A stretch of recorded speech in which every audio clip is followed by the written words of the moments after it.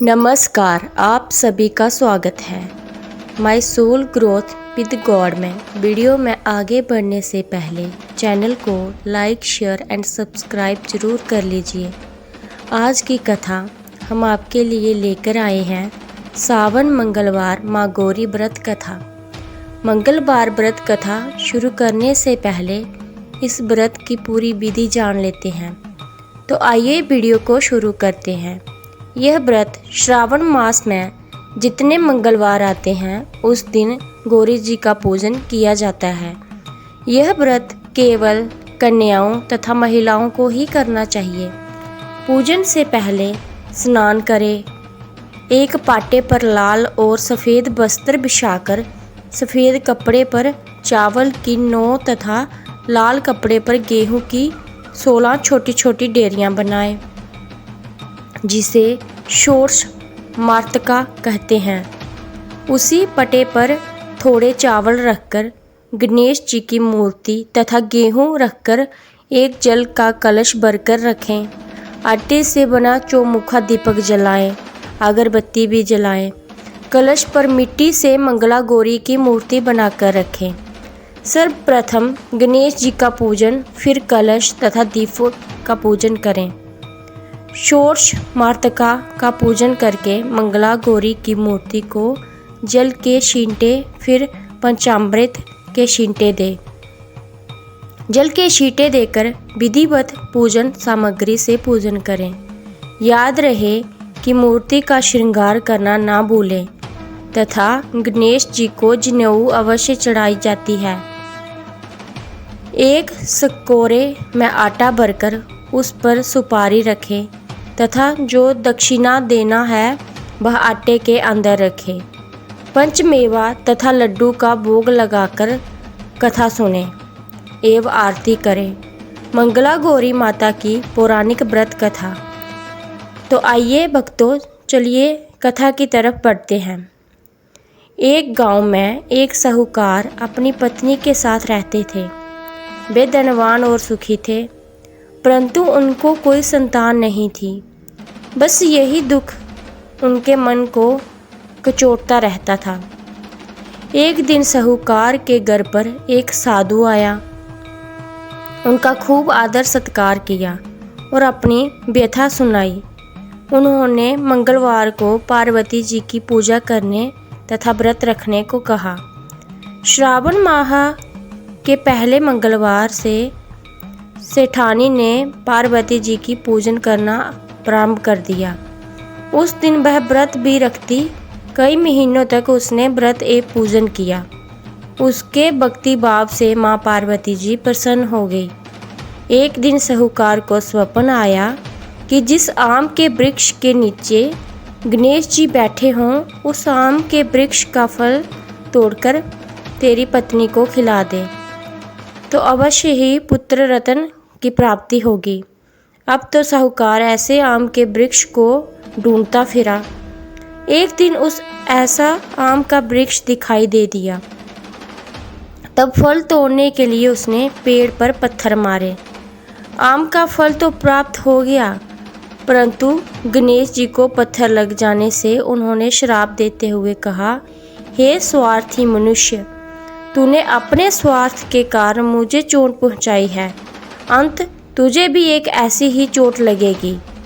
माँ पार्वती के आशीर्वाद से तुझे पुत्र रत्न की प्राप्ति तो होगी, परंतु वह स्पर्धश के कारण 21 वर्ष की आयु तक जीवित रहेगा। ऐसी बानी सुनकर साहूकार घबरा गया।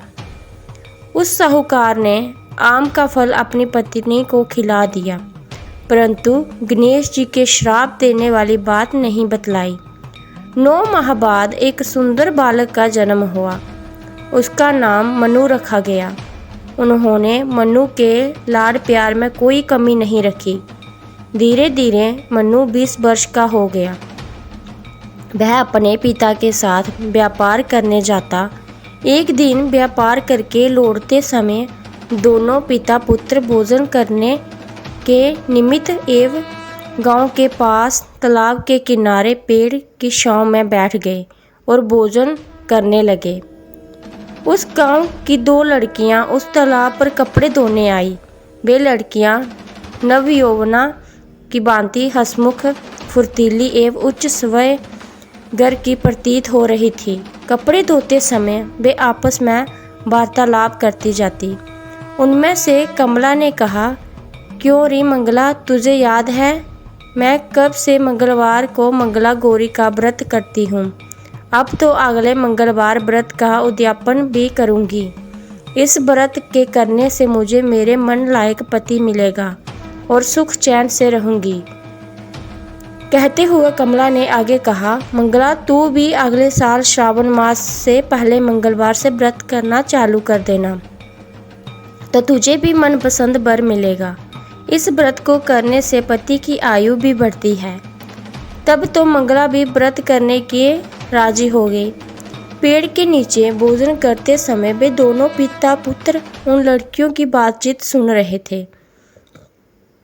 उन लड़कियों के वार्तालाप से साहूकार ने समझ लिया कि कमला नाम की लड़की अपने पुत्र के विवाह के लिए सर्वथा उपयुक्त है। सेठ जी ने अपने पुत्र की मनोभावना जानने के लिए पुत्र से कई तरह की बातें कही। पुत्र भी अपने पिता के विचारों से सहमति प्रकट करता। अंत साहूकार ने अपने पुत्र का कमला के साथ विवाह करने का निश्चय कर लिया और सोचा कि ऐसा होने पर मेरे पुत्र की आयु बढ़ सकती है और कोई अनहोनी घटना भी टल सकती है। अब पिता पुत्र कमला के पीछे पीछे उसके घर गए। कमला के पिता भी नामी साहूकार थे। सेठ जी ने कमला के पिता से अपने पुत्र के विवाह के बारे में बातचीत की। वे कमला का विवाह मनु के साथ करने को सहमत हो गए। शुभ मुहूर्त में बड़ी धूमधाम से उनका विवाह संपन्न हो गया। दोनों ने पति पत्नी के रूप में संसार चलाना शुरू किया तो घर में आनंद का वातावरण रहने लगा। कमला ने ससुराल में आकर भी मंगला गौरी का व्रत नियमानुसार चालू रखा, जिससे माता पार्वती एक दिन कमला को स्वप्न में दर्शन देकर कहने लगी, मैं तेरे व्रत से प्रसन्न हूँ, लेकिन तेरे पति की आयु बहुत कम है। अगले महीने मंगलवार को एक सर्प तेरे पति के प्राण लेने आएगा, लेकिन तू घबराना नहीं। सर्प के लिए एक प्याले में मीठा दूध रखना, उसके पास एक खाली मटकी रख देना।